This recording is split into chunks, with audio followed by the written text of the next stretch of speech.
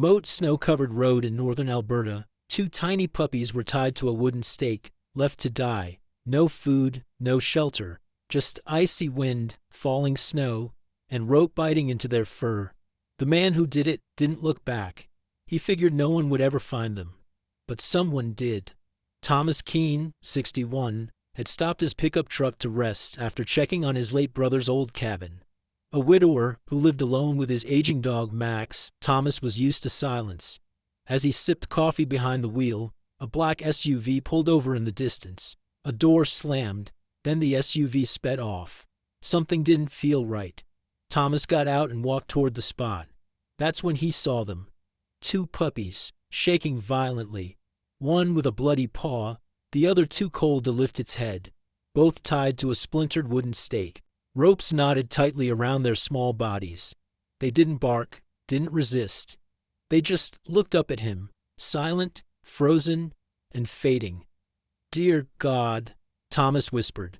He knelt in the snow, untying the ropes with stiff fingers, then wrapped the pups in his coat and rushed them to the truck. Max shifted in the passenger seat, sniffed them once, and gently curled beside their bundled bodies. Thomas cranked the heater, heart racing. The nearest shelter was over 50 miles away, and the sky was already closing in. A storm was coming. Fast. He turned off the main road and headed down a narrow, snow-choked path to the old family cabin. It hadn't been used in years, but it had 4 walls, firewood, and a working stove. Inside, Thomas moved fast. He laid the pups on towels near the fire, boiled water, stirred and powdered milk and honey.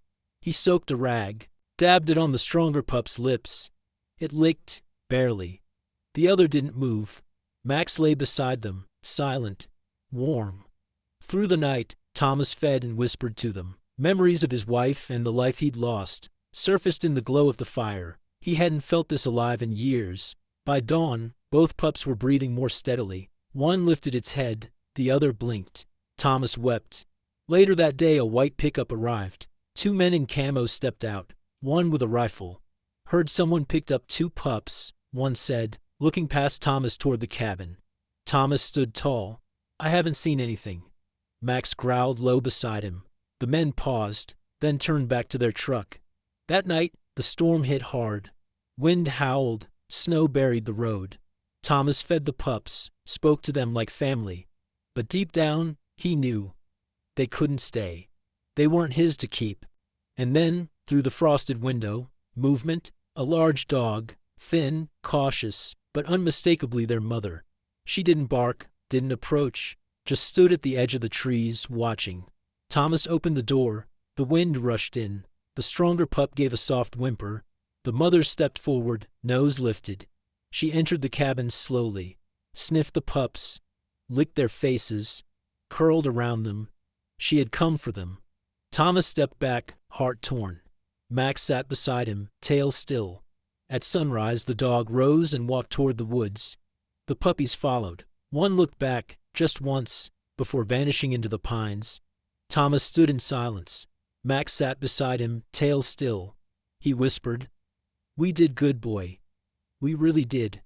Because sometimes the bravest thing you can do is let go. And sometimes, the kindest acts are the ones done without expecting anything in return. Just the quiet knowing that you made a difference."